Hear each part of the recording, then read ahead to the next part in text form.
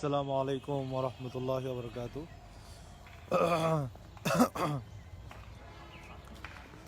তো আমাদের জীবনে নিয়ম কানুন বা রুটিন মেনে চলা খুবই গুরুত্বপূর্ণ, কারণ সময় মতো সব কিছু করতে হবে।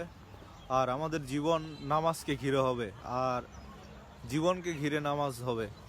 মানে হচ্ছে নামাজের সাথে আমাদের রুটিন মিলাতে হবে। যেরকম ফজরের পর থেকে জোহর পর্যন্ত কি করবেন, জোহর থেকে আসর পর্যন্ত কি করবেন, আসর থেকে মাগরিব পর্যন্ত, তারপর মাগরিব থেকে এশা পর্যন্ত কি করবেন। তো ফজরের পর কিছু আমল করবেন, বাইরে একটু ঘোরাঘুরি করবেন, তারপর আপনার নিজেদের কাজে ব্যস্ত হয়ে যাবেন। আর তারপর ফজর থেকে জোহর পর্যন্ত ব্যস্ত থাকবেন। জোহর থেকে আসর পর্যন্ত খাওয়া দাওয়া করবেন, রেস্ট করবেন একটু। এটাকে বলা হয় কায়লুলা। 15 মিনিট কায়লুলা করবেন, মানে বিছানায় শুয়ে শুধুমাত্র একটু রেস্ট নেবেন, তারপর আপনার কাজ করবেন।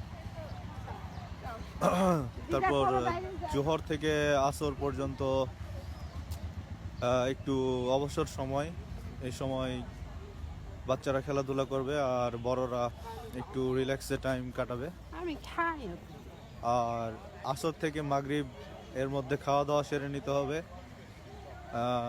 আর এশার পরপরই ঘুমিয়ে পড়তে হবে।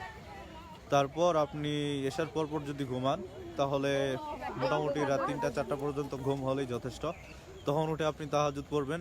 তারপর আপনি তাহাজ্জুদের পরে একটু রেস্ট নিয়ে ফজর পড়বেন। অথবা আপনারা চাইলে প্রতি সোমবার এবং বৃহস্পতিবার রোজা রাখতে পারেন। তো এটা হচ্ছে একজন মুসলিম হিসেবে আমাদের দৈনন্দিন জীবনযাপনের একটা রুটিন এরকম হওয়া উচিত। আল্লাহ সবাইকে কবুল করুন, সবাইকে তৌফিক দিন, আমিন। আসসালামু আলাইকুম।